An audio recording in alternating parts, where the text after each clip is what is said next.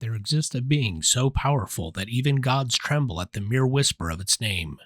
A force so absolute that the mightiest deities in the multiverse are nothing more than pieces on its cosmic chessboard. This entity refuses prayers, grants no spells, and cares nothing for mortal worship. It predates the universe itself, sitting above creation like a distant overseer watching reality unfold. Its words have toppled gods, its actions have reshaped worlds, its judgments erase the divine from existence. This is Ao, the Overgod of Toril. Understanding what it represents means confronting uncomfortable truths about power, divinity, and the nature of existence itself. Most gods in the Forgotten Realms operate on a scale mortals can barely fathom. They command cosmic forces, shape reality, and exist across multiple planes simultaneously. Ao makes them look like children playing with toys. The difference isn't just power, it's category. Ao exists as something other than what mortals or even gods understand as divinity. Imagine the entire pantheon of Faerunian gods as a massive interconnected system. Each deity fills a specific role, interacting with and depending on the others. They compete, cooperate, and occasionally break down. Ao isn't part of this system. Ao built it, maintains it, and can dismantle it at will. The gods themselves are Ao's creation, tools designed for specific cosmic purposes that mortals couldn't hope to understand even if anyone bothered to explain. The nature of Ao defies easy categorization. Some scholars describe it as a fundamental law of reality made manifest. Others argue it represents the will of creation itself given consciousness and purpose. A few brave theologians suggest Ao might be the universe aware of its own existence in ways that transcend typical notions of consciousness. None of these explanations capture what Ao is because human language lacks the vocabulary to describe something so alien to normal existence. What we do know paints a picture of staggering power. Ao can create and destroy gods with trivial ease. During the time of troubles, it stripped every deity in the realms of their divine essence and cast them into mortal forms as casually as someone might sweep dust from a table. Mystra, goddess of magic itself, died. Bane, Baal, and Myrkul fell. New gods rose to replace them. The entire divine order restructured because a couple of gods took something that didn't belong to them. Ao created both Toril and its twin sister world Abir, shaping them from nothing in an act of cosmic will that predates recorded history. The worlds themselves exist because Ao willed them into being, and they continue to exist only as long as the Overgod allows it. This makes Ao not just a god among gods, but the fundamental creative force behind an entire sphere of existence. Ao rules not through direct intervention, but through immutable cosmic law. These aren't suggestions or guidelines, they're principles that govern how divinity itself functions in Toril, and even greater gods cannot violate them without facing immediate and catastrophic consequences. The most important law ties divine power directly to mortal worship. Gods in the Forgotten Realms aren't self-sustaining entities. They require faith, prayer, and devotion like mortals require food and water. Without worshippers, a deity weakens, fades, and eventually ceases to exist. This dependency shapes every aspect of divine behavior in Faerun. Gods aren't distant, uncaring cosmic forces. They need mortals. They compete for followers, establish churches, perform miracles, and involve themselves in worldly affairs because their continued existence depends on maintaining devoted worshippers. A god without followers faces extinction, regardless of how much raw power they once commanded. History provides stark examples of what happens when worship fails. Moander, the Darkbringer, god of rot and corruption, once wielded considerable power. His worship declined over centuries as civilizations turned to other deities. By the time his last temple fell silent, Moander had weakened to the point where he could be destroyed by mortal adventurers. His divine essence scattered, his name became little more than a footnote in theological texts, and his former domains were absorbed by other gods who inherited worshippers he no longer had the strength to hold. Ibrandul, god of caverns and dungeons, suffered a similar fate. He lost his worshipper base to rivals and died, his portfolio claimed by Shar, who absorbed what remained of his divine power. The god simply ceased to exist, erased from the pantheon as thoroughly as if he had never been. Ao established no special protections for gods who fail to maintain their worship. The system is merciless by design. Even more interesting are the cases of gods who appeared to die but later returned. Amanator, an ancient sun god, faded when his worship declined, becoming dormant rather than truly dead. Centuries later, when conditions aligned and worship could be restored, he returned as Lathander, or perhaps Lathander had always been Amanator, wearing a different face. The theological implications remain hotly debated, but the case demonstrates that divine death isn't always permanent. A god can exist in a state of suspension, waiting for circumstances that might allow their return. Ao also mandates that gods must have portfolios, specific domains of influence and responsibility. Tyr governs justice, Tempest claims war, Mystra controls magic. These assignments aren't arbitrary. Portfolios define a deity's nature, power, and relationship to reality itself. A god cannot simply abandon their portfolio or claim another's domain without Ao's permission. Portfolio conflicts create some of the most intense divine rivalries. When two gods have overlapping domains, they compete for worshippers and cosmic influence. Tempest and Garagos both claim aspects of war, leading to eternal conflict between their followers.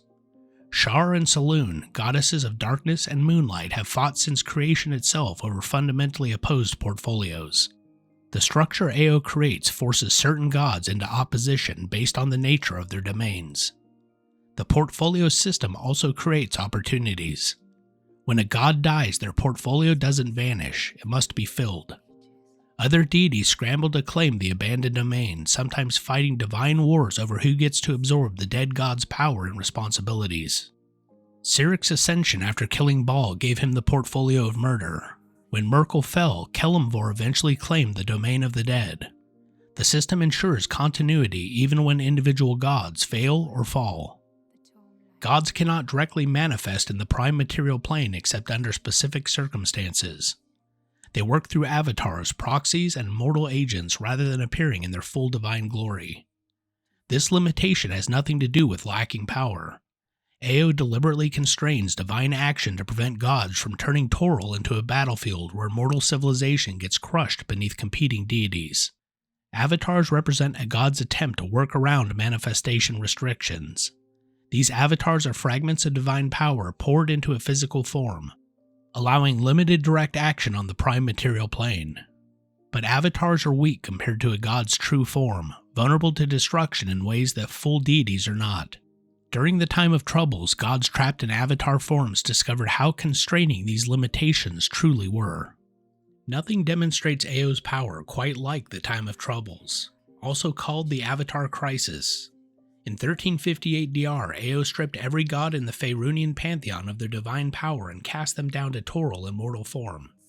The reason? Two deities, Bane and Myrkul, had stolen the Tablets of Fate, artifacts containing the names, portfolios, and divine responsibilities Ao had established for every god. The Tablets of Fate weren't just records. They were the fundamental law made physical, containing the actual structure of divine reality in Toril. Each god's name was inscribed there, along with their exact responsibilities and the boundaries of their power. By stealing the tablets, Bane and Myrkul weren't just taking objects. They were attempting to rewrite the rules governing divine existence, and Ao's response was swift and absolute. The gods were punished as a collective. It didn't matter if a god had been involved in the theft or remained innocent. Ao exiled the entire pantheon, declaring that gods had grown too distant from their worshippers, too focused on cosmic politics rather than their actual responsibilities. The mortal world was supposed to matter to the gods. Instead, many deities had started treating it as little more than a source of power to fuel their endless scheming. Gods who had existed for millennia suddenly found themselves trapped in fragile mortal bodies. Deities accustomed to reshaping reality with a thought now struggled with hunger, thirst, pain, and the constant threat of death. All the vulnerabilities they had inflicted on mortals for countless ages now applied to them. Some gods adapted quickly, using their knowledge and experience to survive. Others went mad from the shock of mortality. Many died, their divine essence scattering or being claimed by opportunistic rivals. The mortal world descended into chaos alongside the gods. Clerics lost their spells without divine guidance. Prayers went unanswered. Magic itself became wildly unstable as Mystra's control over the weave fractured. Natural disasters erupted across Faerun as the cosmic order that had maintained balance for millennia suddenly vanished. Nations collapsed, armies clashed, and cults worshipping the now mortal gods sprung up everywhere, some trying to protect their diminished deities while others sought to destroy them. Different gods reacted to their exile in revealing ways. Talos, god of storms and destruction, embraced chaos and rampaged across the landscape, treating his mortal form as an opportunity for direct violence. Ogma, god of knowledge, retreated into study and planning, using intellect to survive where physical power failed. Tempest threw himself into battle, finding that mortality made combat more meaningful rather than less. Each god's response to weakness revealed fundamental aspects of their nature that had been hidden beneath divine power. Gods walked among mortals, and the experience proved devastating. Bane died at Tantris, killed by the god Torm in a battle that destroyed much of the city. The fight between the two diminished deities still possessed enough power to level buildings and slaughter thousands of innocents caught in the crossfire. Myrkul fell at Waterdeep, defeated by the mortal mage Midnight, who carried a fragment of divine power. Baal perished in Baldur's Gate, slain by the mortal Cyric, who would claim his divine essence and ascend to godhood. The old goddess Mystra was killed by Helm trying to get back into the celestial stairway, her divine spark passing to Midnight, who had become the new goddess of magic. This transition demonstrates how Eo's system handles divine succession. Midnight didn't just gain power, she inherited responsibilities, cosmic obligations, and a role that would define her existence for millennia to come. Becoming a god meant accepting constraints even as it granted power beyond mortal comprehension. Kelemvor, another mortal caught up in these events, would eventually ascend to replace Myrkul as god of the dead. His transformation reveals the complexity of divine ascension. Kelemvor had been a mercenary, a man who killed for coin and lived by the sword. As god of the dead, he had to embody judgment, fairness, and the proper order of death and afterlife. The change required him to transcend his mortal nature entirely, becoming something more and less than human. Cyric's ascension proved more problematic. He gained incredible power by killing Baal and absorbing his divine essence. But Cyric lacked the wisdom or stability to handle godhood. He became god of murder, strife, and lies, domains that aligned with his nature but also amplified his worst qualities. His madness grew over time, demonstrating that not everyone who achieves divinity deserves it or can handle it properly. Helm, god of guardians, found himself in perhaps the most tragic position. Eo tasked him with guarding the gates to the divine realms, preventing any exiled deity from returning home. When Mystra tried to bypass Helm and reclaim her divine domain, he stopped her. The guardian god killed the goddess of magic, fulfilling his duty even as the act tore at everything he stood for. Helm's choice reveals the nature of Eo's law. The Overgod didn't care about Helm's feelings, Mystra's importance, or the potential consequences of her death. The law said no god could return. Mystra tried to return. Therefore, Mystra had to be stopped. Helm followed orders and killed a goddess who had done nothing wrong except attempt to reclaim what had been taken from her. Eo offered no comfort, no explanation, and no acknowledgement that the task had required Helm to betray his fundamental nature. The crisis ended only when mortals recovered the Tablets of Fate. 4 individuals swept up in the divine chaos. Midnight, Kelemvor, Adon, and Cyric managed what the entire pantheon couldn't. They found the tablets, returned them to Eo, and proved the Overgod's point. Mortals mattered. Their faith, courage, and determination represented something vital that the gods had forgotten. Eo spoke directly during the crisis, a vanishingly rare event. The Overgod appeared as a luminous, formless presence, delivering judgment in a voice that shook the foundations of reality. Witnesses described overwhelming sensations of insignificance, as if reality itself had noticed them and found them wanting. Eo's direct presence carried weight that even diminished gods could barely withstand. The Overgod restored the surviving gods to their divine forms, but the pantheon that emerged looked very different. New gods had risen to replace the fallen. Old deities found themselves diminished or elevated based on how they had conducted themselves during the mortal exile. The entire divine order restructured around a renewed understanding that without mortals, gods meant nothing.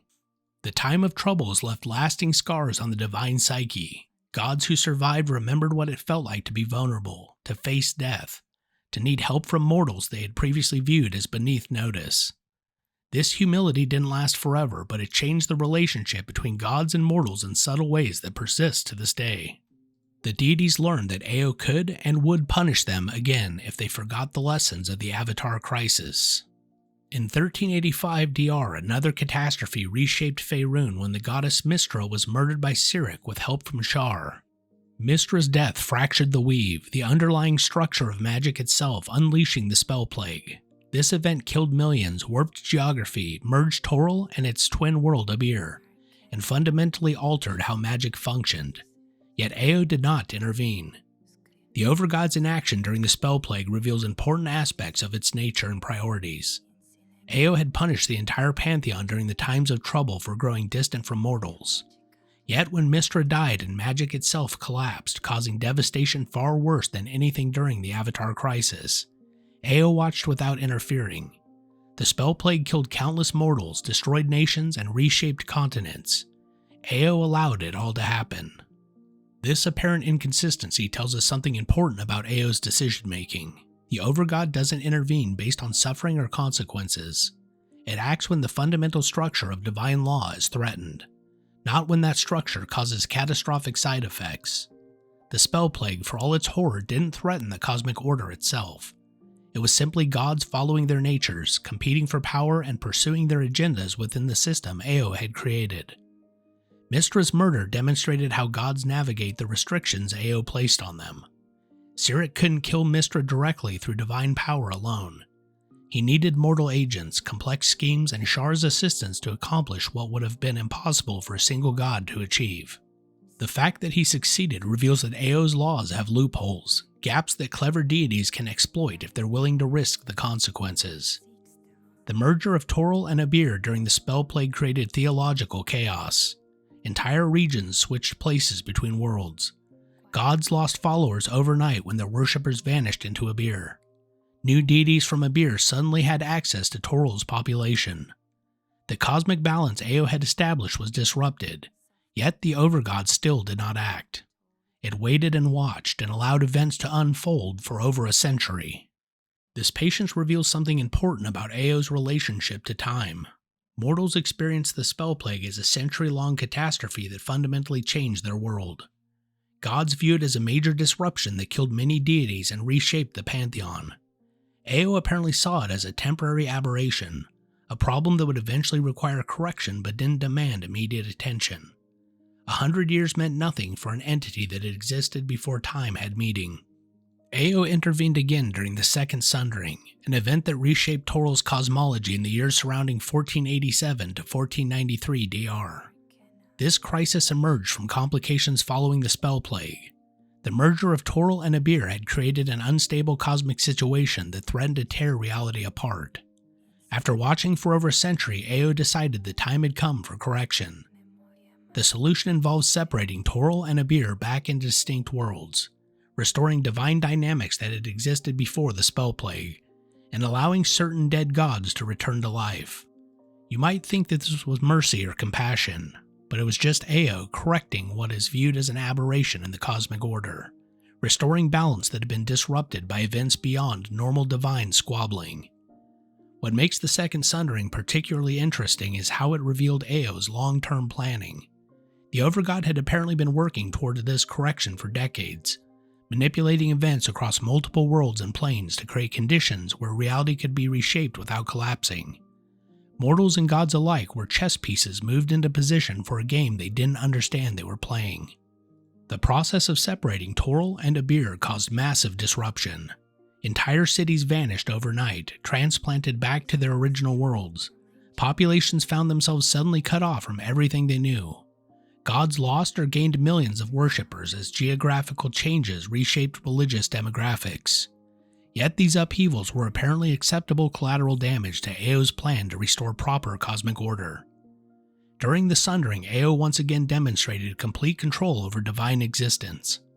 Gods who had been dead for over a century returned to life because Ao willed it. Deities who had gained enormous power during the chaos found themselves reduced in status. New cosmic rules were established, and the pantheon restructured itself around them without any real choice in the matter. The return of dead gods raised theological questions that remain unanswered. When Ao brings the deity back to life, is it truly the same entity that died? Does the god remember their death? What happened to their divine essence during the time they were gone? Ao provided no explanation on how or why certain gods were chosen for resurrection while others remained dead. The Overgod's criteria, if any exist, remains completely opaque. The Second Sundering also restored the weave to something resembling its pre-Spellplague state. A new Mystra emerged, though whether she was the same goddess who had died or a completely new entity wearing an old name remains debated. Magic functioned more like it had in the past, suggesting that Ao preferred the old system over whatever had emerged from the Spellplague's chaos. The event reinforced truth about Ao's nature. It views reality as something to be maintained, adjusted, and occasionally reset when necessary. Mortal and divine concerns about continuity, tradition, or established order mean nothing compared to Ao's vision of how existence should function. If that vision requires destroying the work of centuries and rewriting cosmic law, the Overgod does so without hesitation. Ao's relationship with both gods and mortals remains transactional and distant. It forms no friendships, plays no favorites, and ignores personal appeals or prayers. Worship means nothing to Ao. It requires no mortal faith to sustain its existence and has no interest in receiving it. The single most powerful entity in the entire cosmology cannot be worshipped in any meaningful way. Ao has no clergy, grants no spells, offers no divine intervention to faithful followers. A few misguided souls have tried to establish Ao worship over the centuries, building temples and offering prayers to the Overgod. These attempts invariably fail.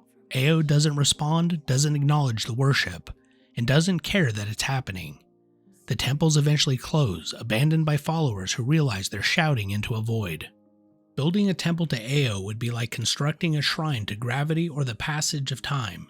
You're not wrong to acknowledge its existence and importance, but the gesture itself seems pointless. Ao doesn't want worship, it doesn't need worship. The very concept of praying to Ao misses the point of what the Overgod represents. When Ao intervenes in worldly affairs, the action typically comes in response to threats to reality's fundamental order rather than mortal concerns. Mortal suffering, fallen kingdoms, or evil triumphing over good mean nothing. These struggles are expected, natural parts of existence. But when something threatens to break the underlying structure of reality itself, Ao acts with swift and terrible finality. The gods themselves view Ao with a mixture of reverence, fear, and resentment. They acknowledge its absolute authority because they have no choice. Defying Ao means ceasing to exist. This forced obedience breeds frustration among deities who consider themselves supreme in their own right. Greater gods like Talos or Shar wield power that could shatter continents, yet they must bow before Ao's edicts like servants answering a king's commands. Some gods have tried to understand Ao's nature, seeking insight into what drives its decisions. Agma, god of knowledge, has spent millennia studying the Overgod through observation and deduction. Mystra, as goddess of magic, has attempted to understand Ao's relationship to the fundamental forces of reality. These investigations invariably fail. Ao reveals nothing about its motivations, goals, or ultimate purpose. The most ambitious divine attempt to understand Ao came from Bane before the time of troubles. His theft of the Tablets of Fate was motivated partly by a desire to comprehend the fundamental laws governing divine existence. He believed that by possessing the tablets he could unlock secrets that would reveal Ao's nature and perhaps even find a way to challenge or supplant the Overgod.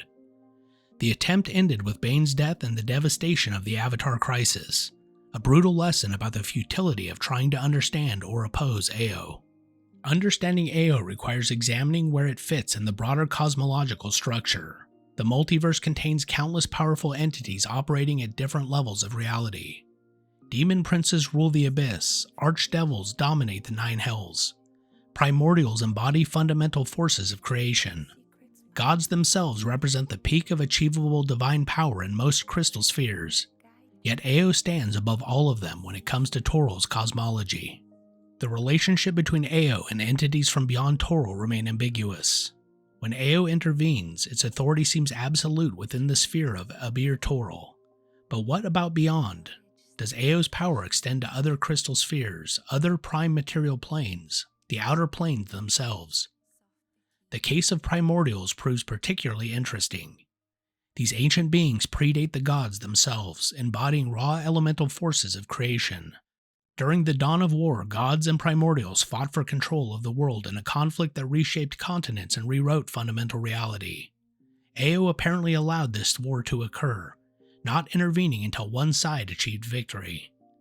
This suggests that primordials exist outside Ao's direct control, or at least outside the specific laws the Overgod enforces on deities. The Lady of Pain, ruler of Sigil, represents another cosmic entity whose relationship to Ao remains unclear. She commands absolute authority within her city, blocking even greater gods from entering. No deity can challenge her within Sigil's boundaries. Whether she answers to Ao, exists as a peer, or operates under completely different cosmic principles remains unknown. The Lady offers no explanations, and Ao has never clarified its relationship to her or Sigil. Some theological scholars propose that Ao represents one of many overgods, each governing a specific crystal sphere or cluster of related planes. Under this theory, the multiverse operates like a vast hierarchy of reality maintenance, with overgods serving as local administrators for regions of existence. This would mean Ao answers to something even greater, an entity of force beyond even overgod comprehension. Evidence for this theory comes from how cleanly Ao's authority seems bounded by Toril and Abir. When gods from other pantheons enter Faerun, they must follow Ao's rules or lose power. Yet those same gods operate under different principles in their home spheres. This suggests that overgods have jurisdiction rather than universal authority, each maintaining their own section of reality according to potentially different rules. Other thinkers reject this hierarchy entirely. They argue Ao represents a unique anomaly, a being that emerged from the specific conditions surrounding Toril's creation. No other crystal sphere has an overgod because no other sphere needed one. Ao exists because Toril requires something to impose order on what would otherwise have been divine chaos, and the entity arose to fill this cosmic necessity. This theory finds support in Toril's unusual history. The world has hosted an exceptional number of divine conflicts, catastrophes, and cosmic upheavals compared to other known spheres. Perhaps Ao emerged specifically to contain the chaos inherent in Toril's nature, a cosmic response to a world that would tear itself apart without strict divine oversight. Whether Ao could be destroyed or overthrown haunts divine minds across the pantheon. Theoretically, sufficient power applied in exactly the right way might unmake it, but what would fill the resulting void? Without Ao to enforce the cosmic laws governing divine behavior, the gods would likely tear Toril apart in their struggles for supremacy. Its existence might be the only thing preventing an apocalyptic conflict that would render the world uninhabitable. A few gods have apparently considered this possibility. Shar, goddess of darkness and loss, has schemes spanning millennia aimed at unmaking reality itself. Whether these plans account for Ao remains unclear, but Shar is one of the few deities old and powerful enough to potentially understand what removing the Overgod might accomplish. That she hasn't attempted it suggests either that Ao is truly unkillable, or that even Shar recognizes that destroying the Overgod would cause more problems than it would solve. Ao's greatest impact on Faerunian cosmology comes through the system of divine servitude it enforces. Gods aren't free agents pursuing their own agendas. They're bound by portfolios dependent on worship and subject to laws they cannot break. Divinity becomes a different kind of prison, one with cosmic constraints and existential requirements. Imagine achieving godhood, climbing to the absolute peak of existence. Power flows through you in ways mortals cannot comprehend. Reality bends at your command. You can see across planes, manipulate fundamental forces, exist in multiple places simultaneously. And then you discover the truth. You're not free. You're bound to a portfolio that defines your nature and limits your actions. You need mortals to worship you or face oblivion. You must follow Ao's laws or be destroyed. The throne you fought so hard to claim comes with chains you cannot break. Every god eventually realizes this, usually with a sense of profound betrayal. They spend centuries as mortals dreaming of godhood, viewing divine power as ultimate freedom.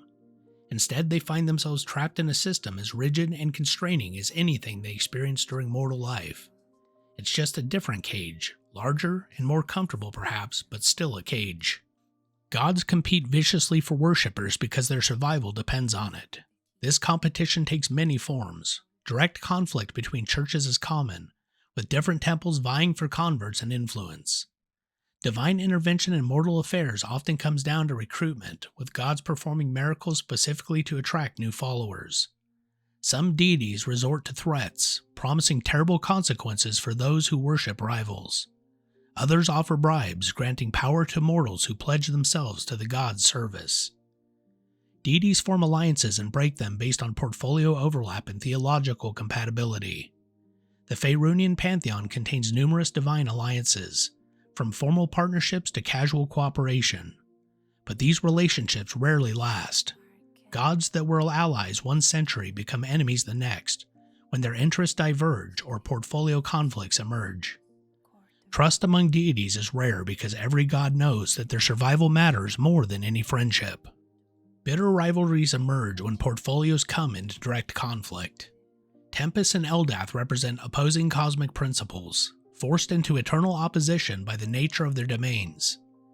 Tempest governs war and conflict. Eldath embodies peace and tranquility. Their very existence contradict each other. No reconciliation is possible because their portfolios make them natural enemies. AO's systems create this conflict and ensures it will never end. The dependency on worship creates particular problems for gods with unpopular portfolios. Deities governing plague, murder, or tyranny struggle to maintain follower bases because their domains inspire fear rather than devotion. Talona, goddess of disease, must convince mortals to worship the very thing they most fear. Baal, when he lived, required followers who embraced murder as a sacred act. These gods employ more aggressive recruitment tactics, using threats, coercion, and demonstrations of power to maintain the worship they need to survive. It's a vicious cycle. Talona inflicts plagues to demonstrate her power, which makes mortals fear her even more, which makes it harder to attract genuine worship, which forces her to inflict more plagues to maintain relevance. The system reinforces the very behaviors that make these deities unpopular. AO apparently designed it this way deliberately, ensuring that concepts like disease and murder would always have divine representation even if that representation required fear-based worship.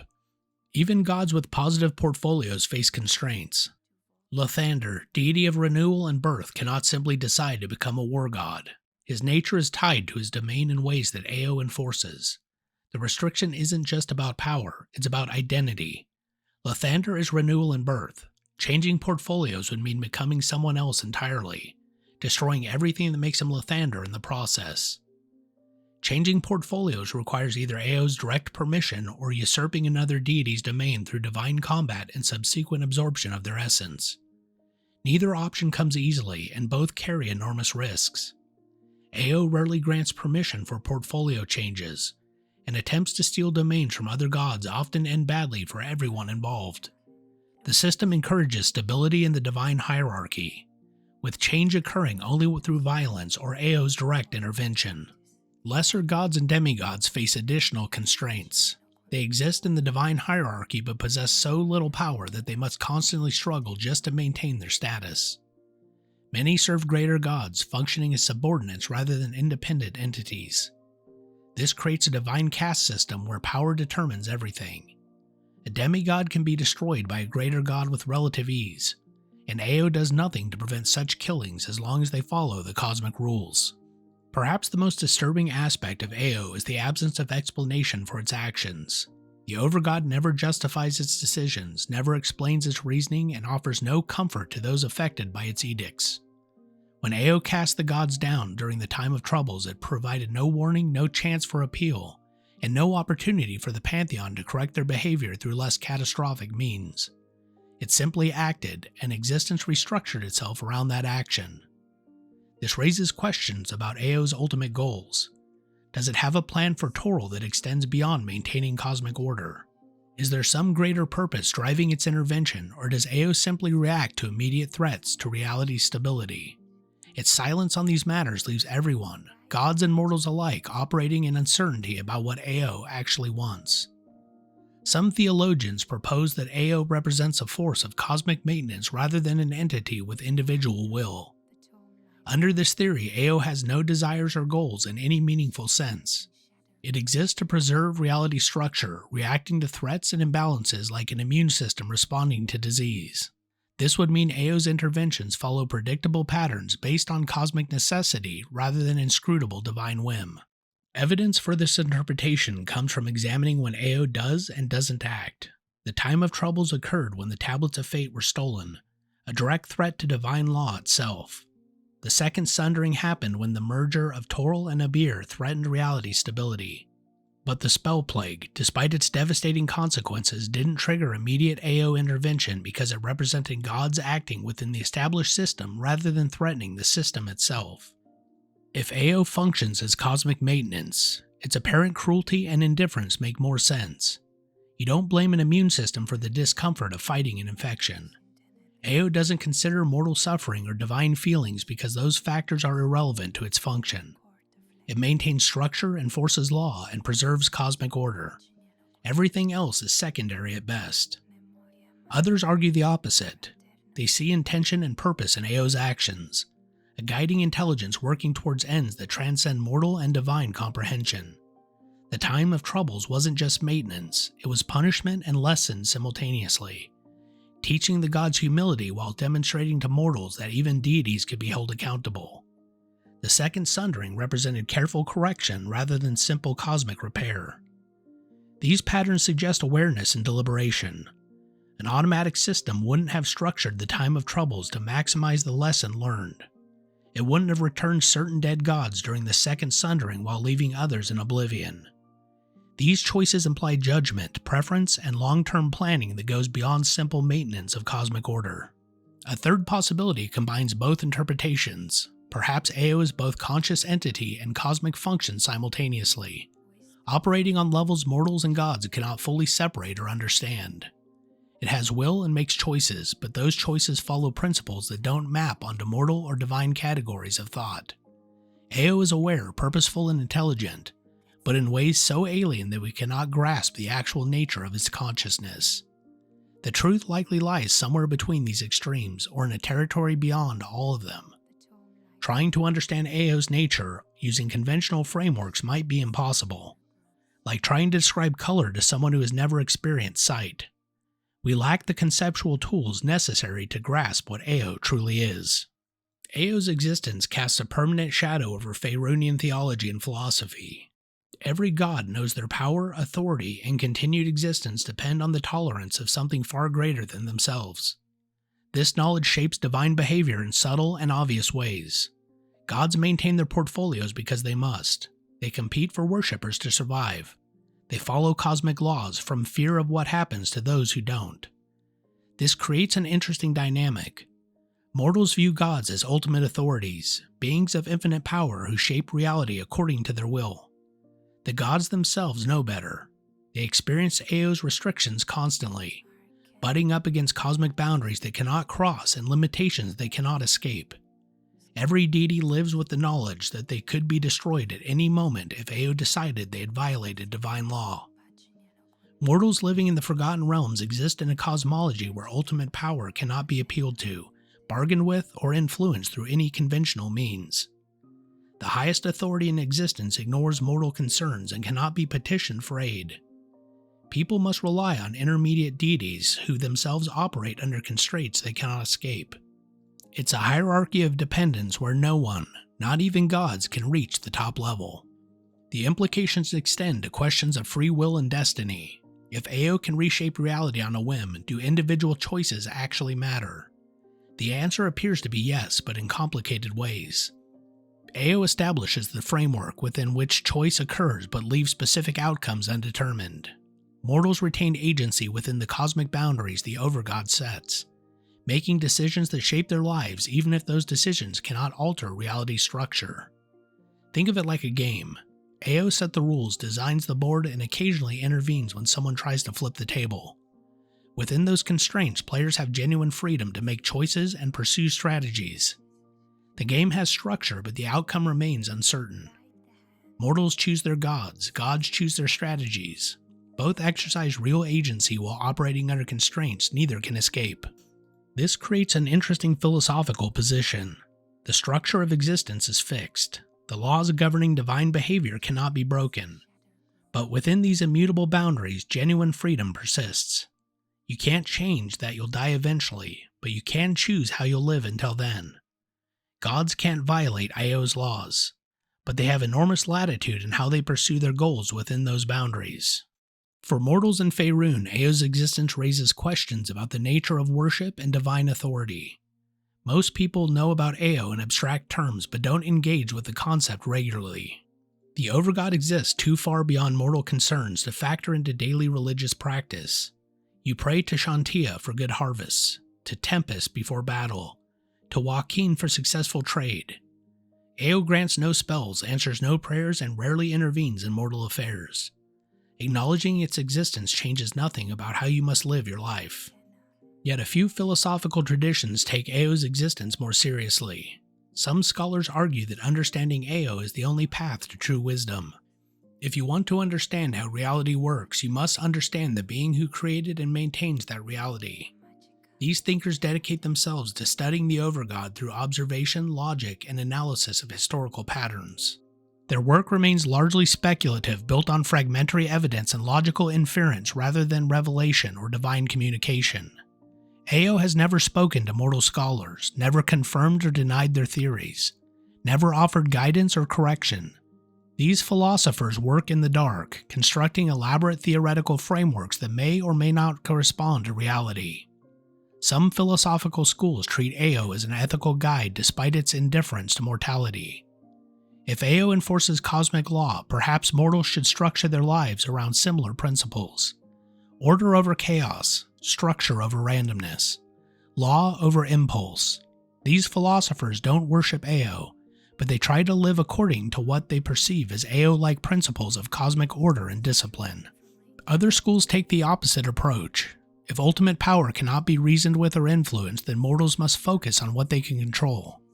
These philosophers emphasize human agency, arguing that Ao's existence proves the importance of mortal choice and action. The gods themselves are constrained by cosmic law. Only mortals possess true freedom within the boundaries Ao establishes. A few rare individuals claim to have encountered Ao directly. These accounts are viewed with extreme skepticism by most scholars. The Overgod rarely manifests, almost never communicates with mortals, and has shown little interest in direct contact with anyone below divine status. The only confirmed instance was during the time of troubles, when Ao appeared to deliver judgment on the gods. Every other claimed encounter is dismissed as madness, deception, or misidentification of some other cosmic entity. Yet the possibility remains that Ao could choose to contact mortals if ever deemed such communication necessary. The Overgod operates without predictable patterns, constrained only by its inscrutable will. If Ao decided tomorrow that it needed to speak with a specific person, no force in existence could prevent that conversation from happening. The fact that such contact has been documented only once in recorded history suggests Ao has never found broader mortal communication necessary or useful. The nature of ultimate authority. Understanding Ao means confronting the limits of mortal comprehension.